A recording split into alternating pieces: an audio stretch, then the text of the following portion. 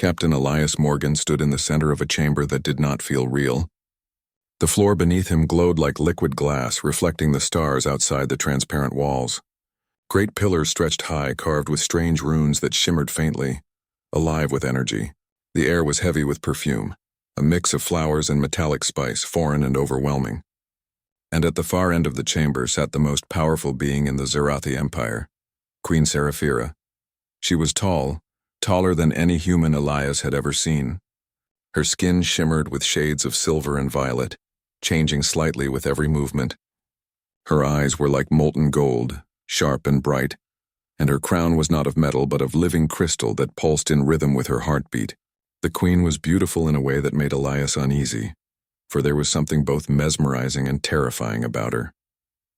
Guards stood silent along the walls, their armor alive with faint energy fields. Courtiers dressed in flowing robes that shifted like smoke, watched with unblinking eyes.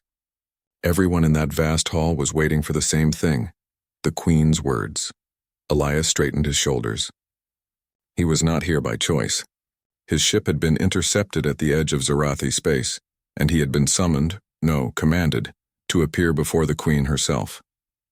He had expected questions, maybe demands about humanity's position in the galaxy. He had prepared for political pressure. What he had not prepared for was the words that now echoed across the chamber. Human, you will wed me, or you will face execution. The voice of Queen Seraphira was not loud, yet it carried across the vast chamber with ease. Smooth and melodic, but leaving no room for doubt. For a moment, Elias thought he had misheard. Surely the translator embedded in his ear had failed. Surely this was some alien idiom lost in translation. But the silence in the chamber, the way every Zarathi eye fixed on him, told him otherwise. He swallowed, feeling the dryness in his throat. Your Majesty, he said carefully, choosing each word as if it were a step across thin ice. Forgive me if I misunderstand. Did you say, wed? The queen's golden eyes did not blink. Yes, you will be bound to me, or you will die by my order. A murmur spread among the courtiers, soft but sharp like wind cutting through glass. Elias felt his stomach twist. He had faced danger before. Hostile worlds, failed negotiations, the vacuum of space itself. But never this. Marriage or death? It sounded like a cruel joke, yet Seraphira was not joking. Elias forced a calm expression onto his face. May I ask, why me? The queen tilted her head, studying him as if he were an unusual specimen. Because you are human. That answer was worse than none at all. He opened his mouth to ask more, but she lifted one slender hand and silence fell again. I do not explain myself to lesser beings, she said. But you should know this, your kind fascinates me. Your species is fragile, and yet it endures. You are unpredictable, unlike the old houses of the Zarathi who rot in their traditions. You are refreshing. Her voice lowered, soft but heavy with command. So I offer you this honor. Be mine, and your people will be under my protection. Refuse, and your death will be quick. The words hit him like a storm. Elias tried to steady his breathing. His heart was pounding, but his mind raced even faster. This was not just about him. If he refused, what would happen to Earth? To humanity? If he accepted, what did that mean? The courtiers leaned forward, hungry for his reply. The guards shifted slightly, hands near their weapons. Elias felt the weight of 1,000 alien stares pressing down on him. He thought of Earth, blue skies, oceans, the sound of children laughing in streets. He thought of his crew, stranded and waiting. He thought of what it meant for one human to become the consort of an alien queen who ruled a galactic empire, and he thought of the execution chamber that surely waited behind one of those golden doors. Elias cleared his throat. His voice, when it came, was steady. Your Majesty, your demand is unexpected. I do not take such matters lightly. May I be granted time to consider my choice? Another ripple passed through the chamber. Asking for time was dangerous. It could be seen as defiance. But Elias had no other option. The queen's eyes narrowed. For a long, tense moment, she said nothing. The silence was unbearable. Elias could hear his own heartbeat loud in his ears. Then finally, Seraphira smiled. It was not a warm smile. It was sharp, knowing. Very well, human. You have 3 cycles to decide. 3 only. If you do not answer by then, I will take silence as refusal, and you will face execution. Her hand waved and the guards stepped forward. Elias felt his body tense, but they did not seize him. Instead, they gestured for him to follow. As he was led out of the chamber, he risked one last glance back. The queen was still watching him, golden eyes glowing, lips curved in that strange, dangerous smile. The heavy doors closed behind him, and the sound echoed like a final heartbeat. The corridors of the palace stretched endlessly, their walls alive with flowing patterns of light. The Zarathi guards walked in silence, their faces hidden behind polished masks. Elias walked between them, his mind a storm. Marriage to an alien queen, death if he refused, protection for Earth or possibly destruction. He had come to Zarathi space as a representative of humanity, a diplomat. He had not expected to be offered as a bridegroom. His steps echoed. He felt every gaze of the servants they passed, curious, some mocking, some strangely sympathetic. Whispers followed him in the alien tongue, but the translator gave him only fragments. The human. Chosen. Impossible. Dangerous. Finally, he was shown into a guest chamber. The walls shimmered with patterns of shifting light and the air smelled of strange flowers. The guards left him alone. Elias sank into a seat that shaped itself to his body, burying his face in his hands. For a long time he said nothing. He just breathed, trying to calm the storm inside. Then he lifted his head and looked out the window. Stars burned bright beyond the glass. Somewhere among them was Earth. Somewhere among them were his people, unaware that their future now hung on his shoulders. 3 cycles, 3 days perhaps. That was all the time he had to choose between marriage and death. Captain Elias Morgan had not slept.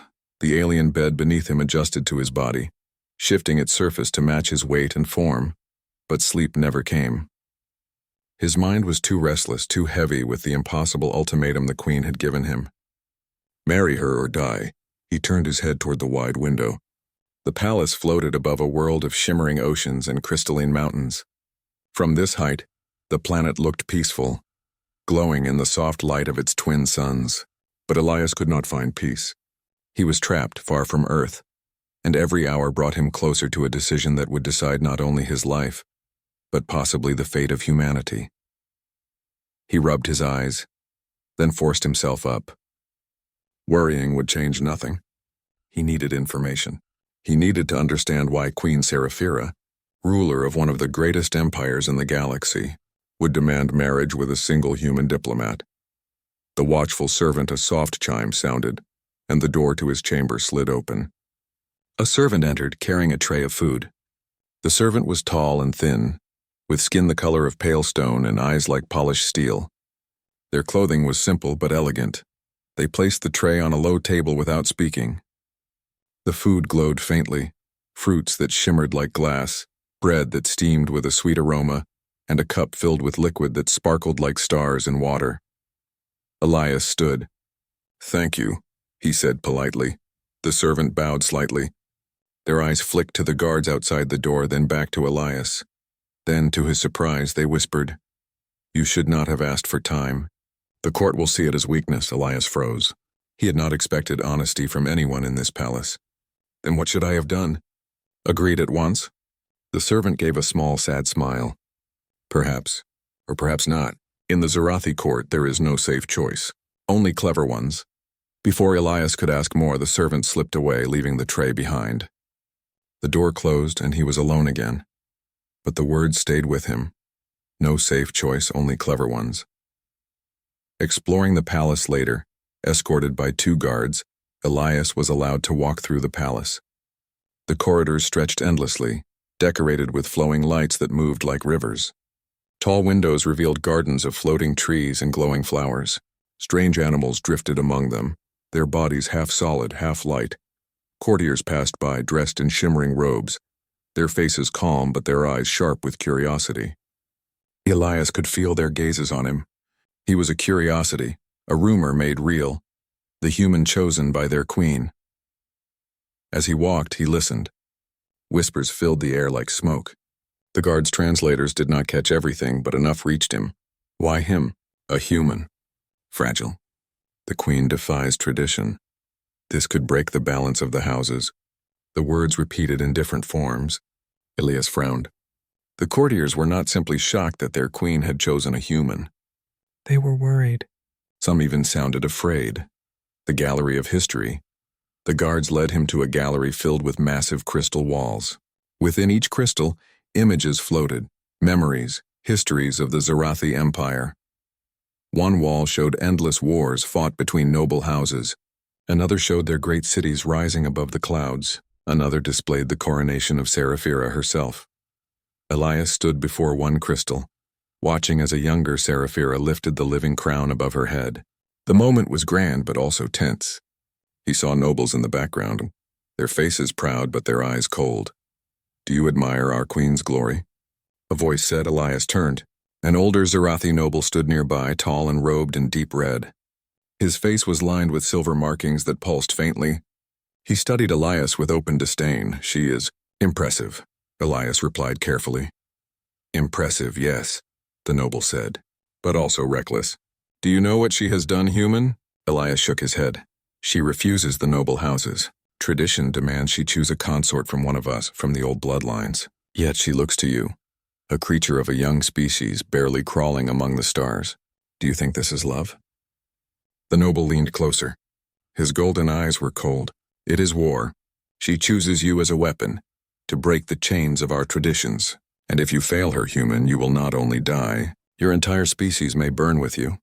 The words struck like a blade. Elias opened his mouth, but the noble was already walking away, robes trailing behind him like smoke. Elias stood frozen. The pieces were beginning to form a picture.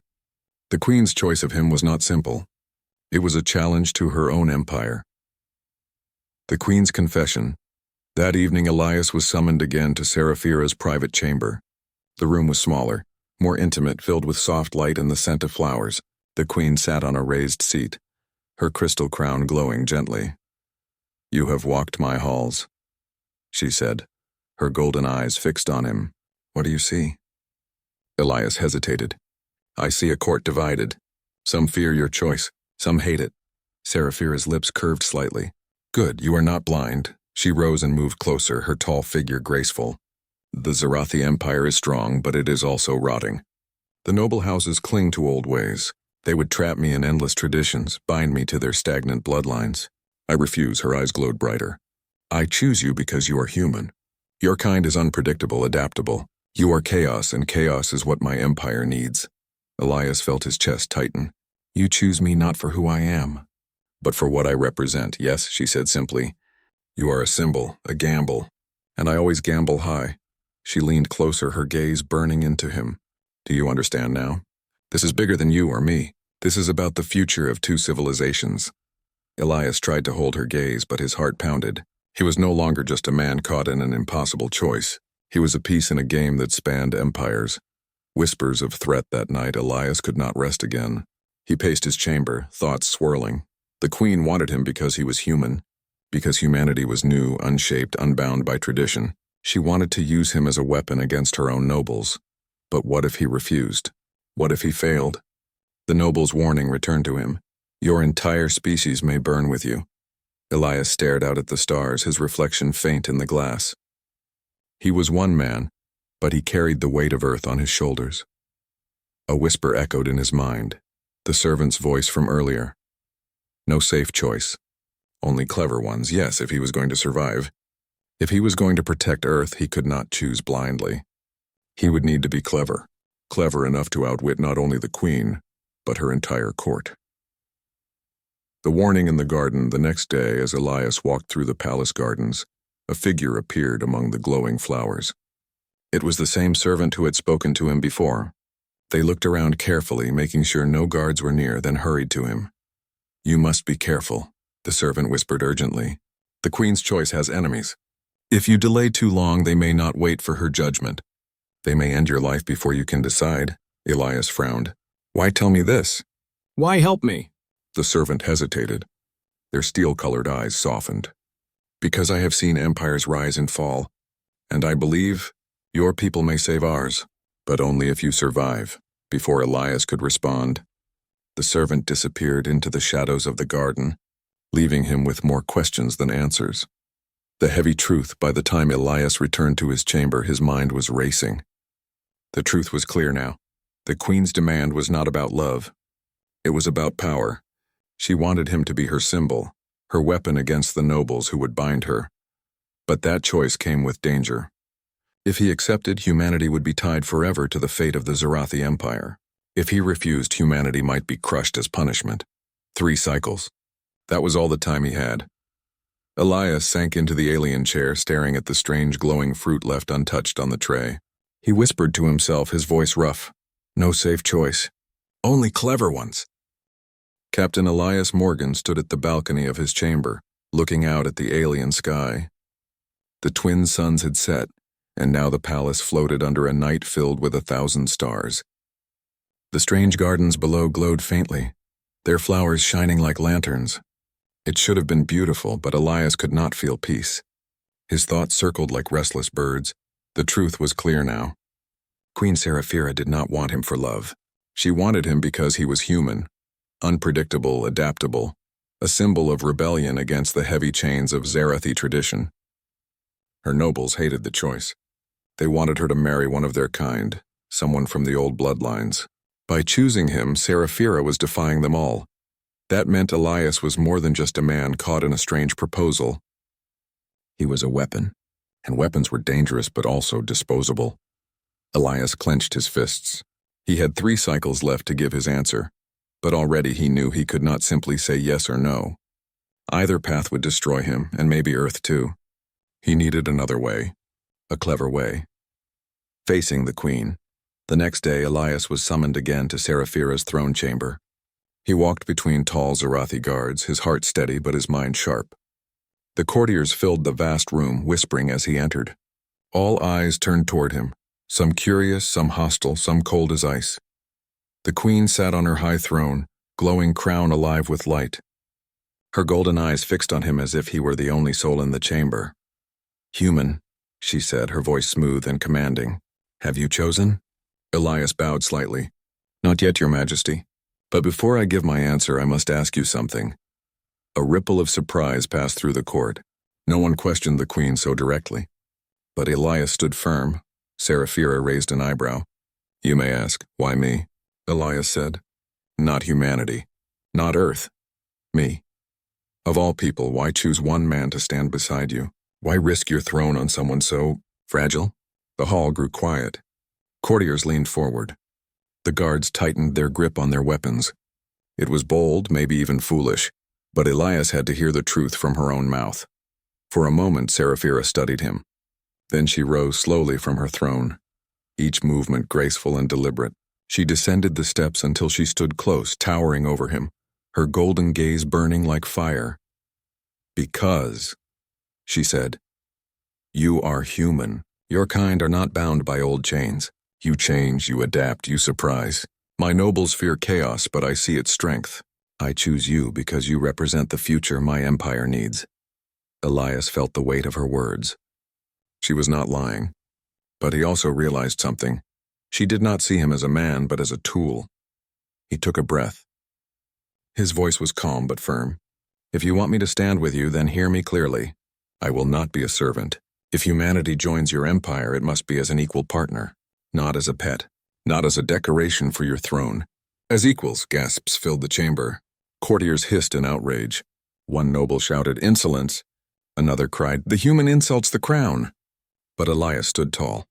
He did not back down. The queen's expression remained unreadable. Then slowly a small smile touched her lips. Bold, she said softly. Very bold. Do you think your words can sway my empire? Elias met her eyes. Not words alone, but truth. Humanity has something your nobles cannot see. If you want me to prove it, then give me the chance, the trial announced. The queen turned, raising her hand for silence. The court fell still at once. Her voice rang out across the hall. Very well. The human challenges us. He claims his people hold value equal to ours. Then let him prove it. 3 cycles from now, Elias Morgan will stand in the great hall of minds. He will face the trials of reason, of wisdom, and of heart. If he succeeds, I will grant his demand. Humanity shall be my equal ally. If he fails, her golden eyes flicked back to him, sharp as blades. Then he will not live to see another dawn. The chamber erupted in murmurs. Some laughed at the foolish human. Others whispered nervously. But Elias only bowed his head slightly, hiding the storm of thoughts inside. A trial, It was dangerous, maybe impossible, but it was also his chance. A clever path between marriage and death. Whispers in the shadows that night back in his chamber, Elias paced the floor. What were these trials? What would they demand? Could one human really stand before the greatest scholars of the Zarathi Empire and prove his species' worth? A sound broke his thoughts. The servant from before slipped inside quietly, carrying nothing this time. Their steel-gray eyes looked troubled. You should not have forced her hand, the servant whispered. The trials are designed to break even the strongest minds. No outsider has ever passed them. Elias gave a tired smile. Then it's good I'm not an outsider. I'm human, the servant frowned. You joke, but do you understand what you face? They will not test strength. They will test your spirit. They will test the very core of who you are. Elias nodded. Then that is what I will give them. The servant studied him for a moment, then sighed. Perhaps that is why she chose you. You are either very brave or very foolish. Maybe both, Elias said quietly, preparing for the trial. The next 2 days, Elias studied everything he could about the Zarathi. The servant brought him scrolls, recordings, and strange glowing stones that held knowledge. He read about their history, their philosophy, their endless wars, and their rigid traditions. He learned of their logic puzzles, their strict codes of honor, and their cold politics. But more importantly, he thought about humanity, about what made people unique, about art and music, about love and hope, about curiosity and defiance, about how humans had survived not because they were the strongest, but because they were adaptable, stubborn, and creative. He knew the Zarathi would expect him to fail. They would try to trap him with riddles, confuse him with their traditions, humiliate him before their queen. But he had one advantage. He was human, and that meant he did not have to play by their rules. The Great Hall of Minds on the third cycle. Elias was led into a vast hall unlike anything he had ever seen. The ceiling stretched so high it vanished into mist. Thousands of Zarathi nobles filled the balconies, their robes glowing with shifting colors. At the center stood a circle of crystal platforms, each glowing with energy. At the far end, Queen Seraphira sat upon a high seat, her golden eyes fixed on him. Around her stood the most powerful scholars of the empire, their faces stern and cold. A voice boomed across the hall. The trials begin. Elias stepped forward, his heart steady. He could feel the weight of 1,000 eyes, the pressure of history itself pressing down on him. The first scholar spoke. His voice was sharp like stone breaking. Human, answer this. If 2 paths lie before you, one of safety and one of danger, which do you choose? Elias did not hesitate. The path that leads forward. Safety and danger mean nothing if you do not move. Murmurs spread through the hall. The scholar frowned but said no more. Another scholar rose. Human, what is stronger in tradition or change? Elias smiled faintly. Neither is stronger. Alone they are weakness. Together they are balance. Change without roots is chaos. Tradition without growth is death. Gasps filled the air. Some nobles nodded despite themselves. Then came the third scholar, an elder with eyes like frozen suns. Human, tell us, what is the purpose of life? The hall fell silent. Even the queen leaned forward, waiting. Elias took a deep breath. He thought of Earth. He thought of his people, fragile but enduring. He thought of standing here alone against an empire.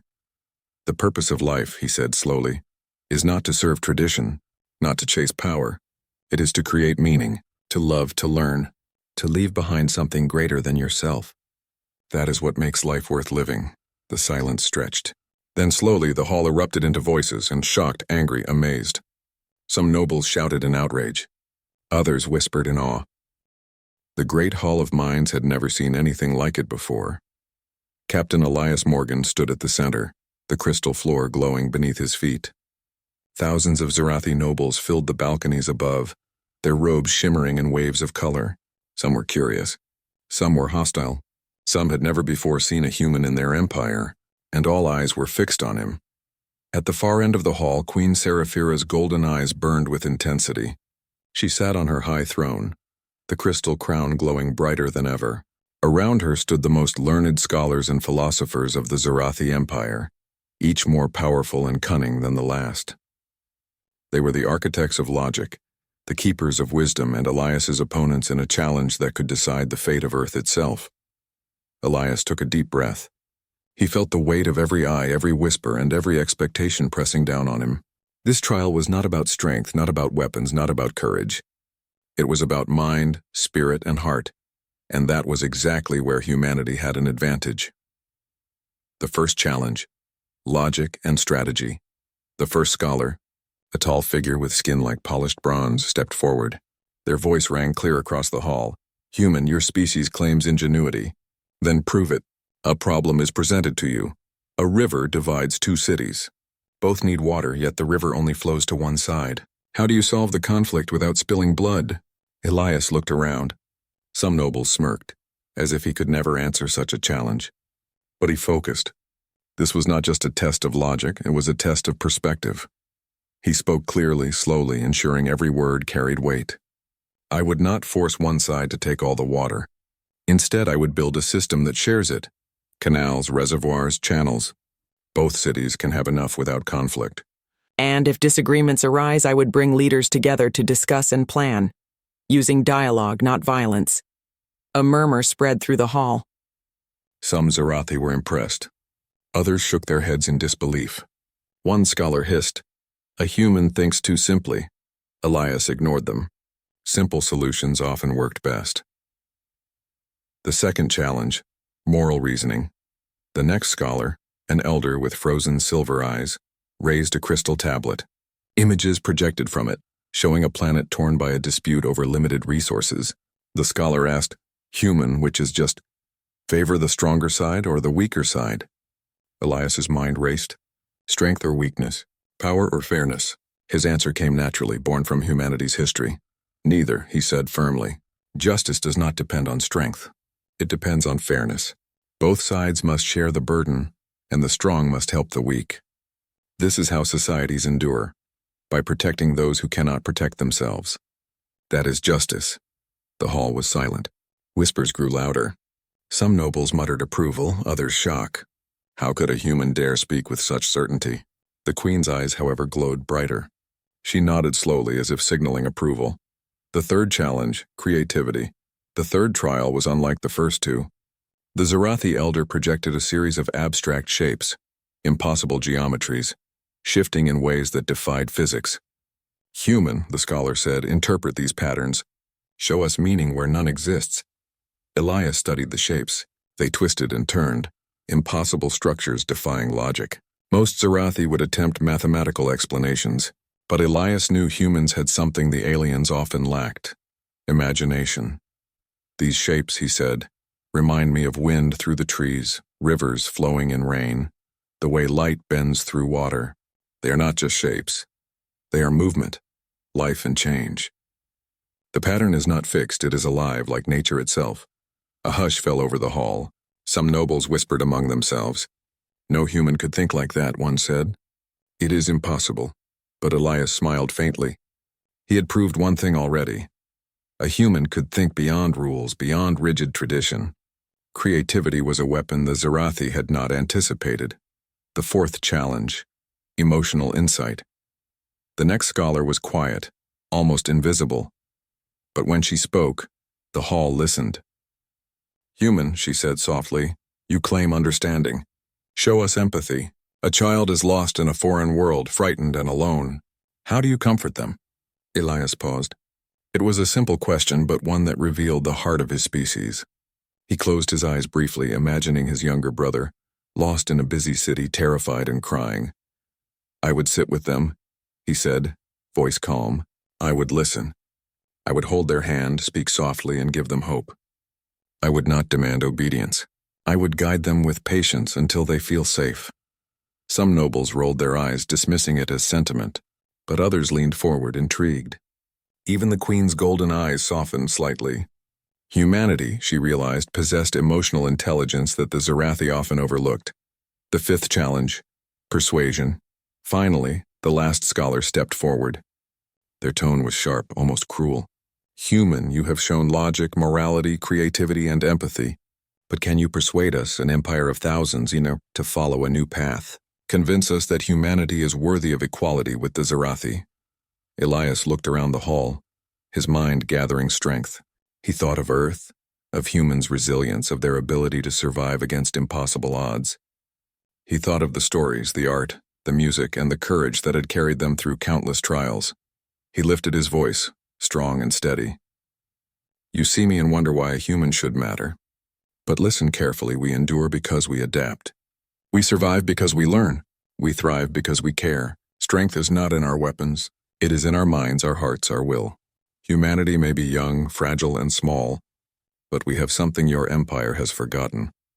The courage to change, the courage to dream, and the courage to act when it matters most. The hall fell completely silent. Ilias could hear nothing but the faint hum of the palace. Then slowly the nobles began to whisper, at first skeptical, then thoughtful. They looked at him not as a curiosity, but as a force. A human force that could challenge centuries of rigid tradition. Queen Seraphira leaned forward, her smile radiant. Well done, human. You have shown us that your species is more than we believed. You have passed the trial of minds. You are remarkable. A shocking twist. Ilias exhaled, relief washing over him. He had succeeded. But before he could celebrate, the queen's voice cut through the hall again. However, she said, golden eyes glinting with mischief, you have proven yourself too valuable to refuse. You will stand at my side. You will wed me. Gasps erupted. Some nobles groaned. Others whispered in disbelief. Ilias felt his stomach tighten. Victory had not freed him. It had only placed him closer to the queen's throne, and further into a web of expectations and political power. He realized something important. This was not just about proving humanity's worth. It was about finding a clever way to turn this advantage into freedom, for him and for Earth. Ilias lifted his head and met the queen's gaze. I understand, Your Majesty, he said slowly, but if I am to stand with you, then humanity must be more than a symbol. It must be a partner. Seraphira's eyes narrowed slightly. Then, with a faint smile, she said, You are bold. Perhaps that is why I chose you. The coming days will test more than your mind. They will test your heart. And with that, Ilias knew the trial was not over. The true challenge was just beginning. Not to survive the court, but to secure a future for humanity. He had won the minds of the Zarathi. Now he had to win the hearts, and carve a path that would protect Earth from being lost in the Empire's power games. The palace was quiet in the hours before dawn. Captain Elias Morgan sat alone in his chamber, staring at the glowing patterns on the walls. The trial of minds had ended, and the Zarathi court had acknowledged his wisdom, creativity, and courage. Yet victory had not brought freedom. Queen Seraphira's ultimatum still stood. He had proven humanity's worth, yet she still expected him to stand at her side, to marry her. And if he refused, Earth's fate could be dire. The weight of responsibility pressed on him more heavily than any starship's hull ever had. Elias knew one thing. This would not be a choice made out of fear. If humanity was to survive, he had to find a path that protected his people, preserved their independence, and respected the Zarathi. A plan forms, he rose and walked to the window. The alien world below shimmered in soft blue and violet light. Mountains glowing faintly, oceans reflecting twin moons. Earth was far, a pale dot of blue among countless stars, yet it felt closer than ever. He thought back to the trial. Logic, morality, creativity, empathy, persuasion. He had proven humans were clever, adaptable, and capable of understanding even an alien empire. But now proving worth was not enough. He needed a solution that was new, something neither Zarathi nor humans had considered. And then it came to him. Not submission, not blind acceptance, but a symbolic partnership, a union that would satisfy the Queen, protect humanity, and respect both worlds. The audience with the Queen Elias requested an audience. The Queen granted it immediately. He was escorted through corridors glowing with living light, past gardens that floated in midair to the throne chamber once again. The court was mostly empty, a silent testament to the urgency of the meeting. Seraphira sat on her throne, crown glowing with golden energy. Her eyes met his, sharp and piercing. You have thought long, she said, her voice smooth, almost musical. Do you accept your fate? Elias bowed slightly. Your Majesty, I have considered it, and I propose a third option. The Queen tilted her head, intrigued. Third option? Yes, he said, speaking carefully. Marriage is a union of two beings, but it can also be a union of nations. Humanity can stand with the Zarathi as an equal partner, not as subjects, not as pawns. We can share knowledge, technology, culture, and decision-making, while remaining free. This is not rejection, nor is it submission. It is a partnership. A silence fell over the chamber. Seraphira's golden eyes studied him, unreadable. "You dare offer me a compromise," she said finally, voice low and commanding. "I dare," Elias replied, "because it protects Earth and it respects your empire. Humanity is ready to stand with you, if only you allow us to be equal."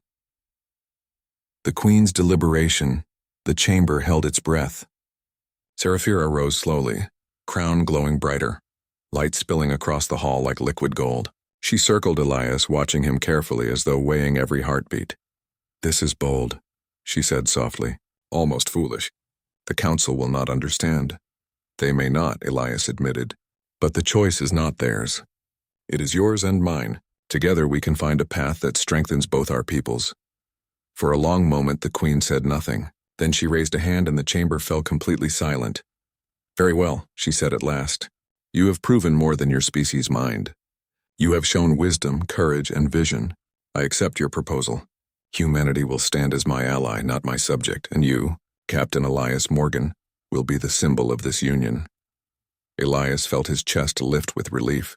Not only had he protected Earth, he had also earned the Queen's respect and preserved humanity's independence. The reaction of the court. The chamber erupted in whispers. Some nobles were outraged, others amazed. Many had expected Elias to be forced into marriage, or for Earth to be reduced to a pawn. Instead, he had negotiated a solution that no one had imagined. The Queen addressed the assembly. "You have seen the human spirit. He is clever, brave, and wise. Let this day mark a new era for our empire, one where tradition bends to vision and where unexpected alliances create strength." The nobles murmured, some bowing reluctantly. A few even smiled. Elias realized that this was the true victory, not just winning the Queen's favor, but reshaping centuries of rigid thinking. Symbolic union in the following days. A ceremony was arranged, not a wedding of individuals, but a union of worlds. Earth and the Zarathi Empire were formally bound as allies. Human representatives would work with the Queen's Council, sharing technology, culture, and governance strategies. Elias stood beside Queen Seraphira during the ceremony. She did not hold him as a bride, but as an equal symbol of the alliance. It was more than he could have hoped for. Humanity's place in the galaxy was no longer that of a minor species. They were partners in one of the greatest empires ever known. The crowd erupted in applause, not for him, but for what his species had achieved. It was a moment of pride, not just for a human, but for all of humanity. Lessons learned. After the ceremony, Elias returned to his chamber. The palace felt different now, not threatening but alive with possibility. The impossible ultimatum had forced him to think differently, to act boldly, and to trust in human ingenuity. He thought of the Queen, golden eyes still observing him with curiosity. She was a ruler unlike any he had ever known, powerful yet willing to listen, and in some way he realized she had chosen him not because he was human but because he was himself. Clever, adaptable, and brave enough to defy convention. Elias smiled. Humanity had survived the ultimatum. They had not only proven their worth but also carved a path to influence, respect, and equality in the galaxy, and all it had taken was courage, cleverness, and the uniquely human ability to see solutions where others saw none. A new horizon. Later, Elias stood at the balcony once more. The alien world glowed beneath him, oceans and mountains alive with soft light. Beyond the palace, the stars stretched endlessly, promising adventures, challenges, and mysteries yet to come. He thought of Earth, tiny and fragile, yet now safe and respected. He thought of humanity, resilient and unpredictable, and he felt a new sense of purpose. The galaxy was vast, its future uncertain, but humans had taken their first step as equal players on a stage where only the clever, brave, and adaptable could thrive. Captain Elias Morgan turned from the balcony. The path ahead would not be easy. There would be challenges, questions, and dangers. But for the first time he knew that humanity had a place among the stars, not as subjects, Not as pawns, but as partners, allies, and equals, and that, he realized with a quiet sense of pride, was worth more than any victory. Any ceremony or any throne, Elias smiled, feeling the pulse of history in his hands. He was no longer just a human caught in an impossible ultimatum. He was a symbol of what humans could achieve when they dared to think, to act, and to survive, not through brute force, but through cleverness, courage, and heart. The stars outside shone brighter than ever, and for the first time Captain Elias Morgan knew that humanity had truly arrived in the galaxy.